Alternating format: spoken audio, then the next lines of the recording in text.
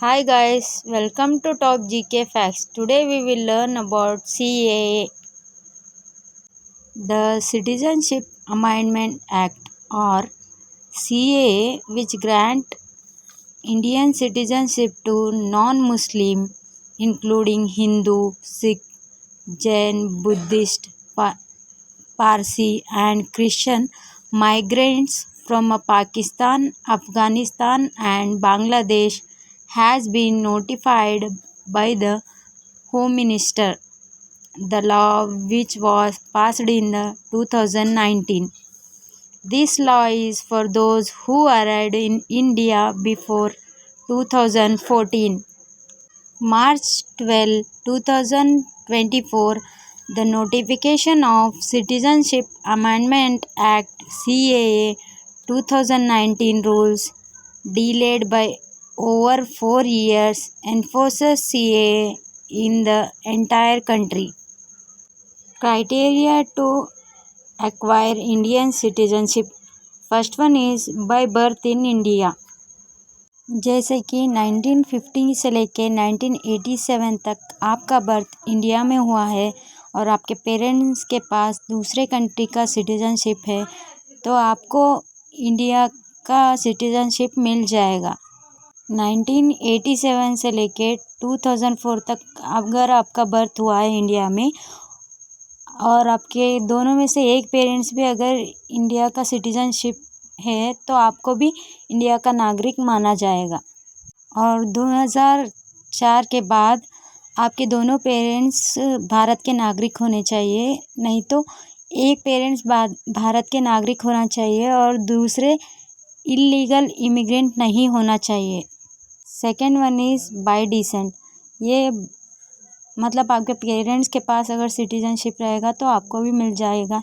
ये under by birth in India के ये अंडर आता है। Third one is through registration. मतलब आप भारत में 7 साल से रह रहे हैं और आपके पास दूसरे कंट्री का नागरिकता है और आप इंडिया का चाहते हो तो आप रजिस्टर के थ्रू ले सकते हो। या फिर आपके पेरेंट के पास है इंडिया का नागरिकता है और आपको चाहिए तो आप रजिस्टर के थ्रू ले सकते हो। या फिर आपने किसी भारतीय के साथ शादी कर ली है और आप इंडिया का सिटीजनशिप चाहते हो तो आप रजिस्टर के थ्रू अप्लाई कर सकते हो, बट आपका 7 ईयर्स इंडिया में रहना ज़रूरी है। Fourth one is by naturalisation. Extend residence in India. मतलब आप 12 ईयर्स इंडिया में कंप्लीट होना चाहिए आपका, तो इसके बाद आप रजिस्टर के लिए अप्लाई कर सकते हो। But after registration you should stay at least 1 year in India. मतलब आपके 12 महीने देखा जाएगा कि रजिस्टर के बाद आप 12 महीने इंडिया में रहना चाहिए। Fifth one is by incorporation of territory into India. मतलब भारत ने कोई टेरिटरी को अपने अंदर ले लिया है तो उसके सारे नागरिक को सिटीजनशिप मिल जाएगा।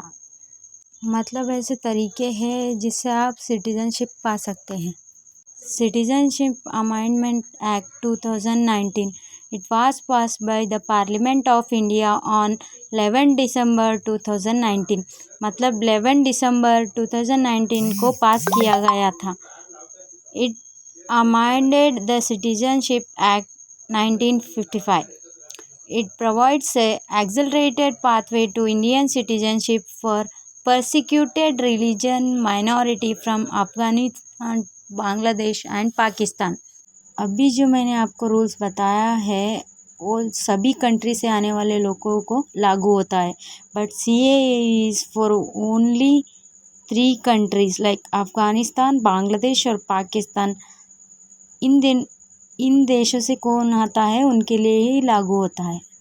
Citizenship amendment act 2019 provided that any person belongs to Hindu, Sikh, Buddhist, Jain, Parsi or Christian community from Afghanistan, Bangladesh or Pakistan who enter into India on or before the 31st December 2014 and who has been exempted by the central government by or under a clause of subsection 2 of section 3 of the Passport Entered into India Act 1920 or from the application of the provisions of the Foreigners Act 1946 or any rule or order made thereunder shall not be treated as illegal migrant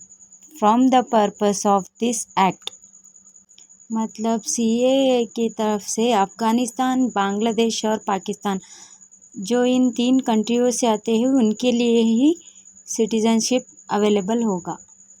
The bill further reduces the period of naturalization for such a group of person from 11 to 5 years. मतलब मैंने जो naturalisation का बताया था आपको period 11 years से 5 years तक decrease किया गया है.